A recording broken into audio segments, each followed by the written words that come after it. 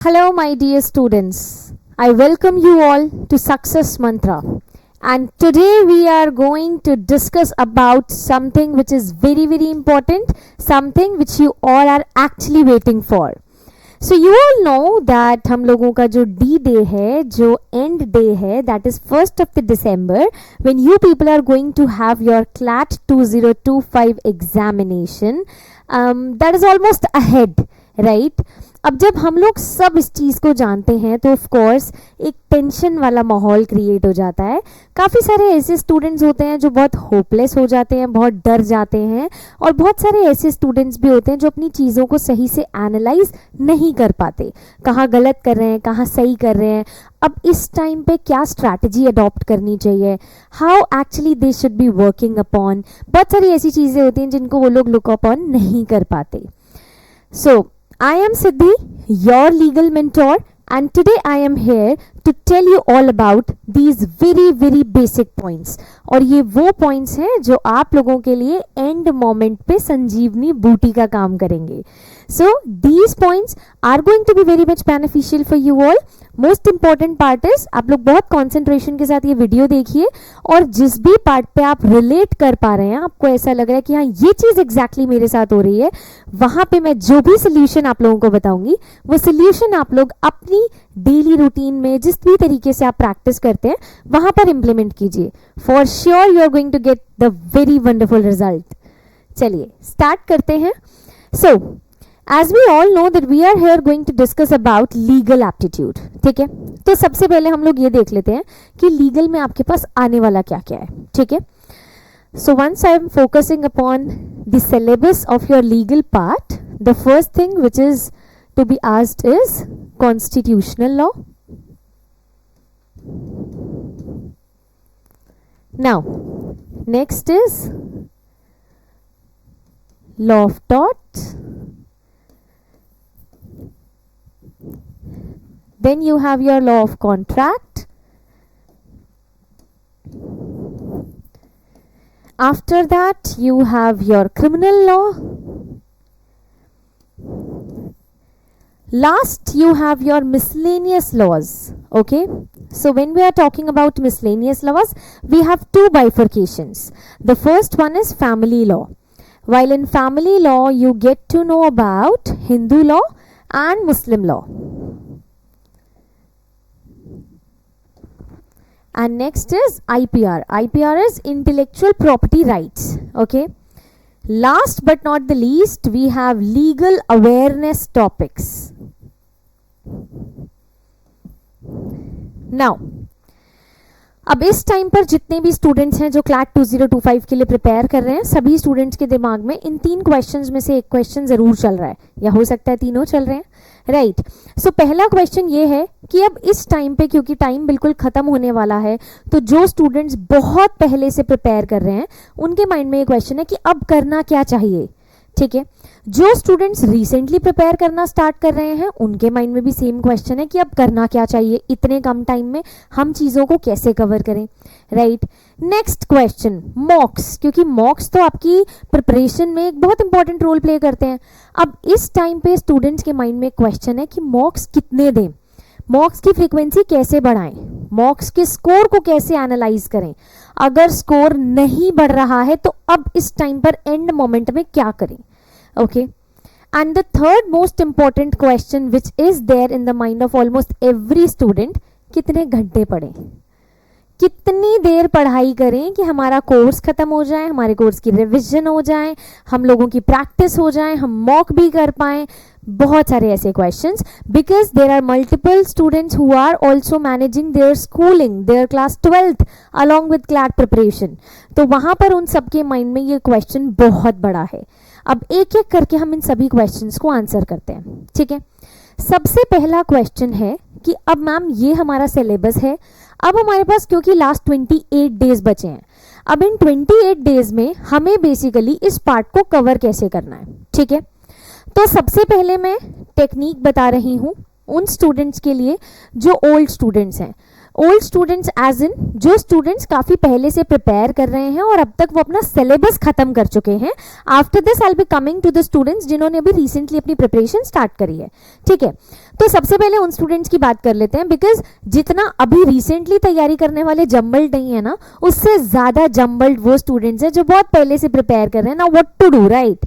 सो first thing, क्योंकि आप पहले से प्रिपेयर कर रहे हो, आपका कॉन्सेप्ट हो चुका है. You are pretty sure about your concept. आपको पता है आपका कॉन्सेप्ट हो गया है, आपने कॉन्सेप्ट को रिवाइज कर लिया है. You have taken all your doubts from your respective faculties and you keep on taking them too. Now in this particular situation you have nothing else to do than to practice. What you are supposed to do is आप सिर्फ और सिर्फ practice कीजिए. ठीक है, practice आपको कैसे करनी है?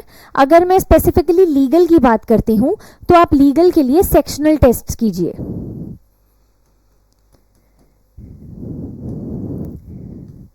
सेक्शनल टेस्ट्स आपको करने हैं. आपको जैसे लीगल की प्रिपरेशन है, जैसे आपका लीगल का स्कोर है, उसके बेसिस पे आप डिसाइड कीजिए. बट मेरा आपको कहना ये होगा कि हर दिन कम से कम 2 लीगल के सेक्शनल टेस्ट दो, और उन सेक्शनल टेस्ट को टाइम बाउंड होकर के दो. ऐसा नहीं है कि हमें सिर्फ सेक्शन सॉल्व करना है, we are sitting long 50 minutes for that particular section. No, आप लोगों के पास आपके क्लैट के एग्जाम में 6 to 7 पैसेजेस आने की एक्सपेक्टेशन है, राइट? क्योंकि श्रिंक हुआ है तो 5 to 6 पैसेजेस भी हो सकते हैं. ठीक है, now if I am expecting कि अगर आपके पास फॉर एग्जांपल 25 to 30 या फिर 35 क्वेश्चंस आ जाते हैं लीगल सेक्शन से, ठीक है, तो वहां पर I will expect you all to take maximum 30 minutes. आप लोगों को मैक्सिमम 30 मिनट्स का टाइम लेना है. 30 मिनट्स से ज़्यादा टाइम आप लोगों के लिए लीगल सेक्शन में नहीं बना है. आप लोग प्लीज़ इस बात को लिख लीजिए, इसका स्क्रीनशॉट ले लीजिए. आप लोगों को 30 मिनट्स से ज़्यादा लीगल के सेक्शन को सॉल्व करने में नहीं लेना है. और जो स्टूडेंट्स स्पेसिफिकली पुराने हैं, जो अब तक प्रिपेयर करते आ रहे हैं, जो सारा कोर्स हर एक चीज़ कवर कर चुके हैं, उनको तो अब लीगल सेक्शन सॉल्व करने में 30 मिनट्स ही लगने चाहिए. अगर आपको इससे ज़्यादा टाइम लग रहा है, there is a speed issue which you need to manage. अब मैनेज करना है 28 दिन में. मैं आपको ये तो नहीं बता सकती बेटा स्पीड तेज करो, बिकॉज ऑफ कोर्स जो चीज़ लंबे समय से नहीं हुई वो अब भी होना पॉसिबल नहीं है. बट इसके लिए आप एक बैलेंस स्ट्रैटेजी बना सकते हैं. बाकी सब्जेक्ट्स भी हैं, देयर आर 5 सब्जेक्ट्स. अगर हो सकता है लीगल में आपको टाइम ज़्यादा लगता है बट आपको सीए पोर्शन में कम लगता हो, maybe possible. So you try to shrink your time from CA portion as much as you can. वहां से टाइम की जितनी कटौती कर सकते हो उतनी कटौती करो, लीगल में लगाओ. बट मैं ये आप में से किसी को भी नहीं कहूंगी कि बेटा सिर्फ लीगल करो, because I am the legal faculty, तो सिर्फ मेरा ही सब्जेक्ट करके आना, बाकी सब्जेक्ट छोड़ देना. You are not going to get marks. Of course सिर्फ लीगल से अकेले आपको मार्क्स नहीं मिलेंगे. You have to cater to the requirement of each and every section. अगर ऐसा ना होता तो ये कॉम्पिटिटिव एग्जामिनेशन है, they would have not been fooling you by giving 5 sections. So they are giving you 5 sections. There is a logic behind this, right? So you have to manage your time for each and every section. And if you feel like कि आपको legal में ज़्यादा time लग रहा है, आप कहीं और से shrink करो. Same if you feel like आपको English में ज़्यादा time लग रहा है, आप कहीं से time को shrink करो. But at least, क्योंकि पूरा तो attempt करने को मैं नहीं कहूँगी बेटा 120 पूरा attempt करके आना, of course not. But at least आपके पास जितनी कैलिबर है, जितने क्वेश्चंस आपको आते हैं वो पूरे अटेम्प्ट करके आना. I don't want actually any of my student to come to me and say ma'am आता था बट छूट गया. प्लीज मेक श्योर आपके पास ये जो एक कीमती टाइम पीरियड अभी बचा है, इस कीमती टाइम पीरियड को आप बहुत वाइसली, बहुत जुडिशियसली यूटिलाइज करने वाले हैं. और ऐसी स्टेटमेंट लेकर मुझ तक ना पहुंचे, इसके लिए आप एफर्ट करने वाले हैं. ठीक है, so this is the first thing which the old students need to take care. अगर आपका सिलेबस हो चुका है, आपकी रिविजन हो चुकी है, you keep your conceptual part aside, और उसके बाद आपको स्टार्ट कर देनी practice, only and only practice. ठीक है, मॉक्स की बात नहीं मैं अभी कर रही हूँ, मॉक्स को आप साइड रखो. मैं सिर्फ सब्जेक्ट वाइज बात कर रही हूँ. एटलीस्ट एक सब्जेक्ट के आप सेक्शनल टेस्ट दो. 2 सेक्शनल टेस्ट देने की बात कर रही हूँ, दिन में 1 घंटा मांग रही हूँ, ज़्यादा नहीं. नाउ मूविंग अहेड, अब मैं बात करती हूँ उन स्टूडेंट्स की जिन्होंने अभी ही प्रिपेयर करना स्टार्ट किया है, राइट।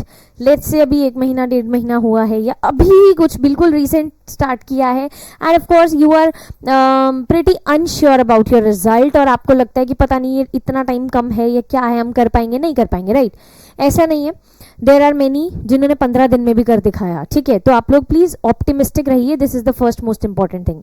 सेकेंड थिंग, आप लोगों को ये सोचना है कि बेटा 28 डेज हैं, इससे पहले अभी आपने जितना पढ़ा है ना बहुत अच्छी बात है, रिमेनिंग टाइम को कैसे पढ़ने में आपको लगाना है। You have 28 days, divide those 28 days with all your subjects. You have 5 subjects, you have 5 sections for your CLAT examination. हर उस सेक्शन को ना डिवाइड कर लो, एक एक सब्जेक्ट को 2-2 दिन दो, और 2-2 दिन सुबह से रात तक लग जाओ सब्जेक्ट के पीछे, ठीक है। मेक श्योर कि आप 2 दिन में उस पूरे सब्जेक्ट को खत्म कर रहे हैं through different marathons, through different series, ऐसी चीजों से जिसके बेसिस पे आप ये अपने आप में इस चीज की श्योरिटी ला सकें that you are actually completing all this part. आपने इतना कॉन्सेप्ट पढ़ लिया है कि हाँ आपको एग्जाम में क्वेश्चन आएगा, you will be able to recognize कि ये क्वेश्चन को सॉल्व कैसे करना है और ये कौन से पार्ट्स है। Just give remaining 2 days to your preparation for just 1 subject. Preparation में मेरा पार्ट अभी सिर्फ कॉन्सेप्ट के साथ है, सिर्फ 2 दिन लगा करके कॉन्सेप्ट दो, और 2 दिन लगा करके कॉन्सेप्ट करना बहुत टफ नहीं होगा। रीजन बिहाइंड, हम जब मैराथन्स करते हैं तो मैराथन्स हम लोग 3 घंटे की 4 घंटे की मैराथन्स करते हैं, तो अगर हमारे पास 2 दिन देखें और हम एक दिन के 10 घंटे भी देखें, we have 20 hours, and 20 hours for 1 subject for CLAT examination I don't feel is less in a rapid speed, वो कम नहीं है, ठीक है। सो फर्स्ट थिंग आप लोगों को क्या करना है, you have to give 2 days to each subject, ठीक है। एक सब्जेक्ट को आप 2 दिन दीजिए, एंड ऑफ कोर्स लीगल को भी, मेरे सब्जेक्ट को भी आप 2 दिन दीजिए। उसके बाद आपके पास रिमेनिंग जो टाइम बचता है, जितने दिन बचते हैं, बिकॉज 2 days 5 सब्जेक्ट्स 10 days आपके यहीं हो गए, 28 days में से 10 days माइनस करते हैं, आपके 18 days बचते हैं। 18 days आंख बंद करके प्रैक्टिस कीजिए, ओनली एंड ओनली प्रैक्टिस। जितना टाइम अभी तक पढ़ने में लगा रहे थे ना, उतना ही टाइम आप प्रैक्टिस में लगा दो, you will be able to sail through, right. Remaining जो 18 days हैं, वो 18 days आप लोगों को लगाने हैं entirely for practice. I hope I am clear to all of you till here, right. Now moving ahead, अब सबसे पहले मैंने आपको क्या चीज बताई, अभी रिमेनिंग 28 दिनों में करना क्या है, ठीक है। ये बात उन दोनों तरीके के स्टूडेंट्स को पता चल गई, जो पहले से भी प्रिपेयर कर रहे हैं और जो जस्ट अभी प्रिपेयर करना स्टार्ट कर रहे हैं, ठीक है। Now moving to the next question, जो हमारा सबसे इंपॉर्टेंट क्वेश्चन है, जो हर एक बच्चे के माइंड में है, विच इज मॉक्स। काफी सारे स्टूडेंट्स ऐसे हैं जो ये सोच रहे हैं मैम हम तो पता नहीं कब से मॉक्स दे रहे हैं, स्कोर ही नहीं बढ़ रहा, ठीक है। काफी सारे स्टूडेंट्स ऐसे हैं जो ये बोल रहे हैं मैम लीगल में स्कोर नहीं बढ़ रहा, बाकी तो सब में बढ़ रहा है, ठीक है। काफी सारे स्टूडेंट्स ऐसे हैं जो ये कह रहे हैं मैम लीगल में स्कोर स्टेगनेंट है, टिक गया है एक अच्छे लेवल पर आकर के, पर आगे भी तो जाएं, कुछ ऊपर नीचे चेंजेस भी तो हों। कुछ स्टूडेंट्स का ये क्वेश्चन है कि मैम मॉक तो दे देते हैं, पर मॉक को एनालाइज कैसे करें वो नहीं समझ में आ रहा। How to prepare yourself for a more good score, वो कैसे करें, एनालाइज करके ये कैसे पहचाने कि हमने गलत कहाँ करा, वहां पे हम लोग लैक कर रहे हैं, ठीक है। तो सबसे पहली चीज आप लोग ध्यान से समझिए। पहली बात तो मैं सबसे पहले आप लोगों को बताऊंगी number of attempts.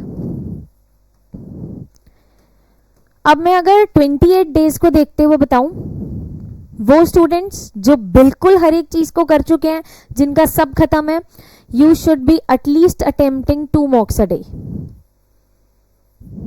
I am talking about mock, not sectional test. I would like you people to make yourself so determined that you are attempting 2 mocks a day. आप लोगों को प्रैक्टिस ही करनी है ना, 2 mocks a day, that would be enough. 2 hours for 1 mock, 2 hours for 1 mock, ठीक है। एक mock के हम 2 घंटे ले लेते हैं, एक मॉक के 2 घंटे ले लेते हैं, ठीक है।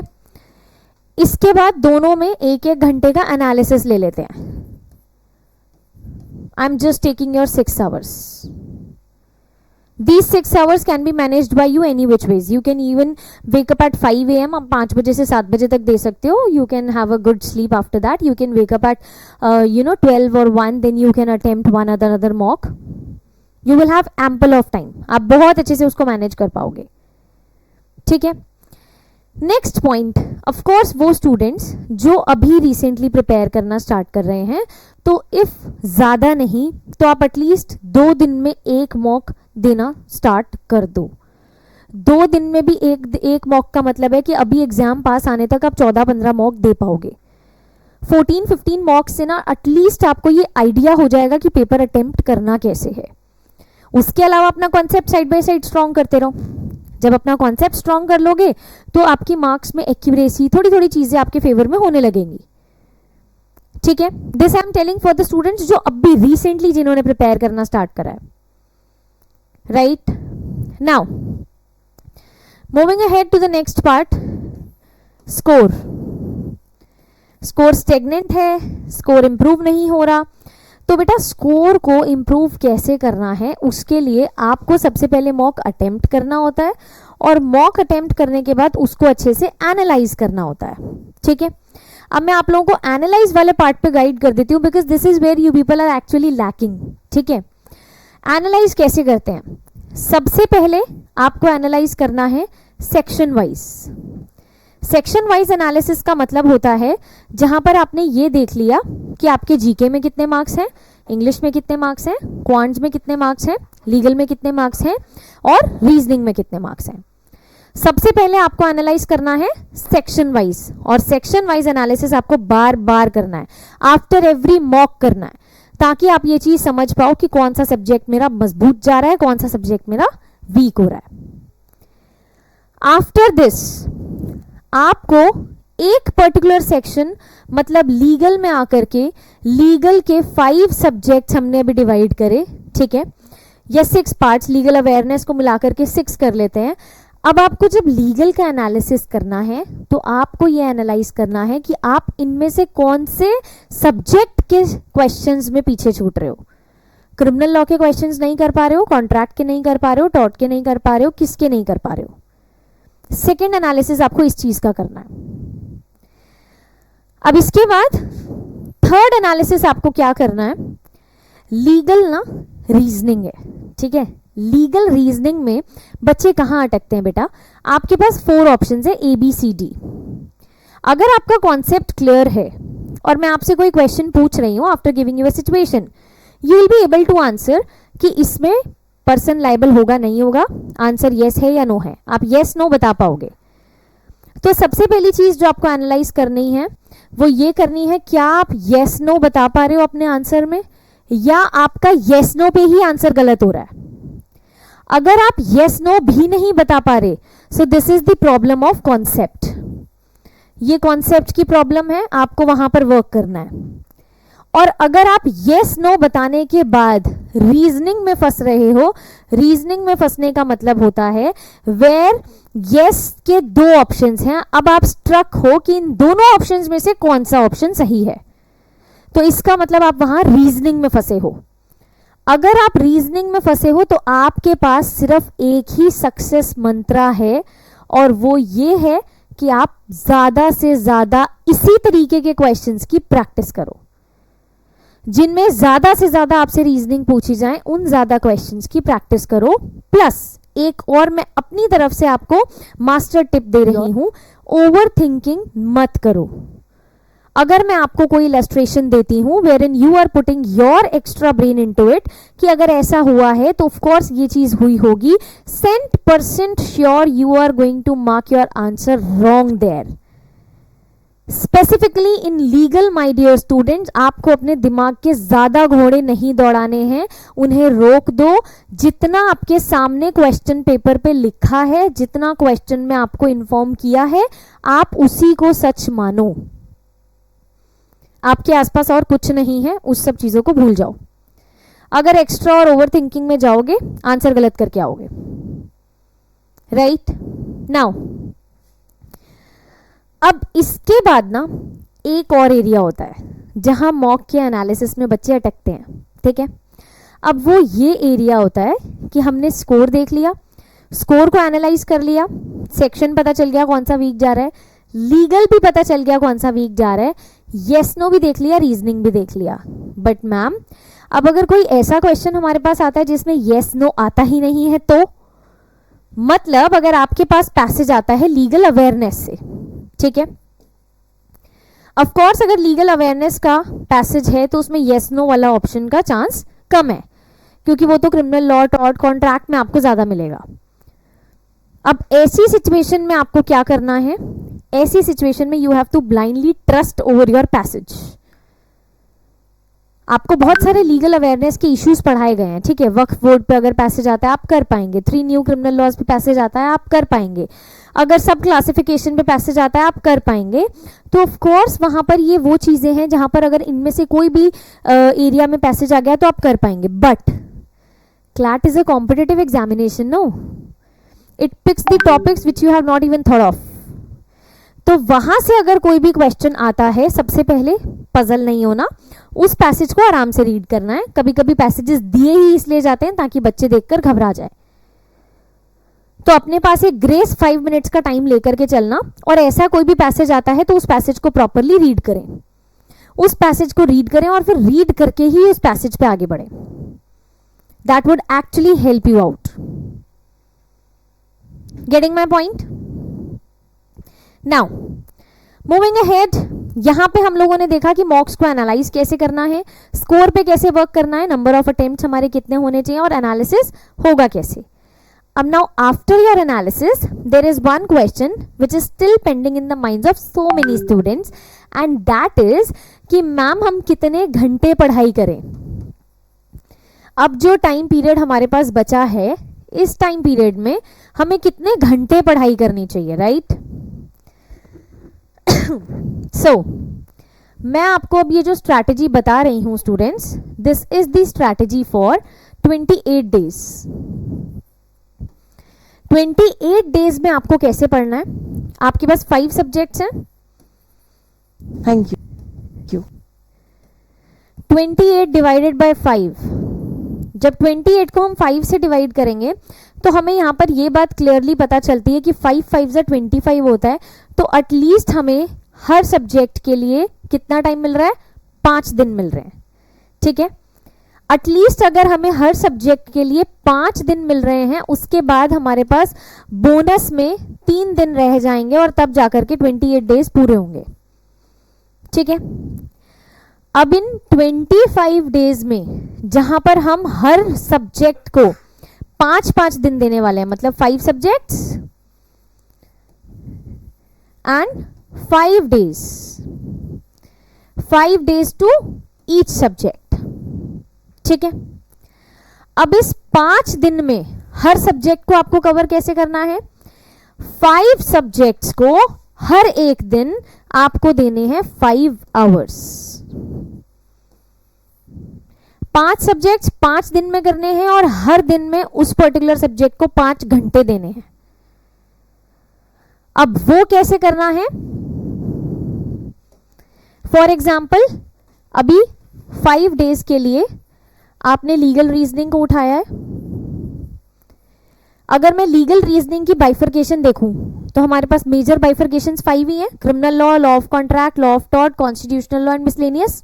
मिसलेनियस के साथ में अगर हम लीगल अवेयरनेस को भी कवर करें तो हमारे पास मेजर 5 क्लासिफिकेशन है इसकी। 5 क्लासिफिकेशन आपको 5 दिन में कवर करनी है, ठीक है। हर दिन आपको 5-5 आवर्स अपने स्टडी को देने हैं। अगर हर दिन 5-5 घंटे आप पर्टिकुलरली एक सेक्शन को देते हैं, एक section in the sense criminal law, contract, tort, right. अब वहां पे आपका डिवीजन कैसा रहना चाहिए? वहां पे आपका डिवीजन रहेगा 2+3।